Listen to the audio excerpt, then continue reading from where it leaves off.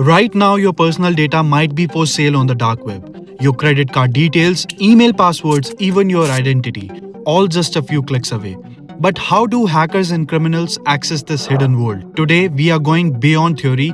We are going hands-on into the dark web. I'll show you how to access it, what people can find, and why it's a dangerous place you should avoid. 300 people were arrested worldwide after a crackdown on drug trafficking.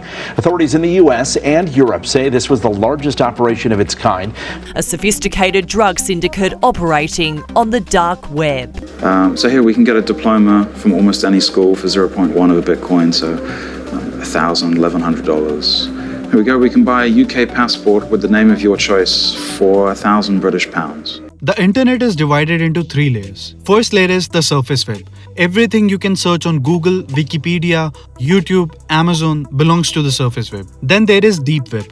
Gmail, PayPal, Facebook, private databases, internal business network, and content hidden behind logins. They all belong to deep web. And finally, the dark web, where anonymity rules and illegal activities thrive. Unlike the normal web, dark web sites don't use .com or .net.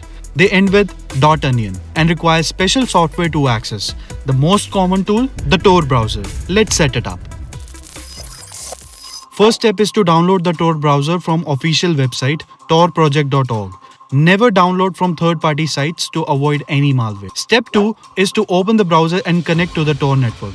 But before you do that, go to Settings, Privacy and Security, scroll down to Security section and then select the safest option. Then connect to the Tor network. This encrypts your traffic and routes it through multiple servers worldwide, making it extremely difficult to trace you. Step 3 is to use a VPN for an extra layer of security. I didn't have the VPN paid service installed in my Linux machine, that's why I won't be able to show you. Apologies for that, but it's plain and simple. Just choose your favorite VPN and connect to it. While Tor hides your identity inside the network, your ISP can still see that you're using Tor. A VPN will help you mask that. Now we are inside, but what can we actually find here? Let's explore.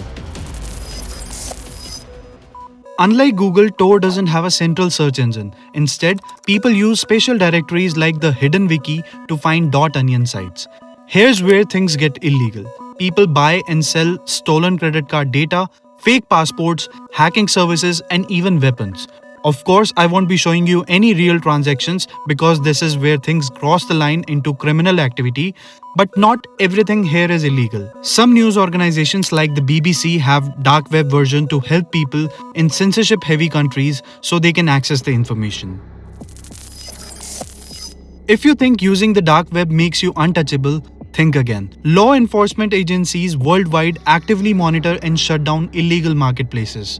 Just ask Ross Ulbricht, creator of the Silk Road, who was sentenced to life in prison for running a dark web drug marketplace, who was in news recently as he got pardoned by Trump. Many parts of the dark web are filled with scams. Like in 2021, law enforcement shut down Dark Market, one of the largest illegal marketplaces on the dark web, leading to numerous arrests. Also, there are many risks associated with it, such as malware and phishing attacks. Clicking on the wrong link can infect your device. Second could be your ISP may flag your Tor usage, and in some countries, accessing the dark web itself is illegal. And third is law enforcement monitoring, in which many illicit sites are honey traps which are set up by authorities itself. But what does it mean for you?